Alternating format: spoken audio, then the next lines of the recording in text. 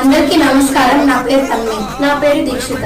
మేము TDP party Saidapuram మండల అధ్యక్షుడైన కట్టా మోహన్ కృష్ణారెడ్డి గారి కూతురు. మన అమూల్యమైన ఓటుని ఎలా వినియోగించుకోవాలో చూద్దాం.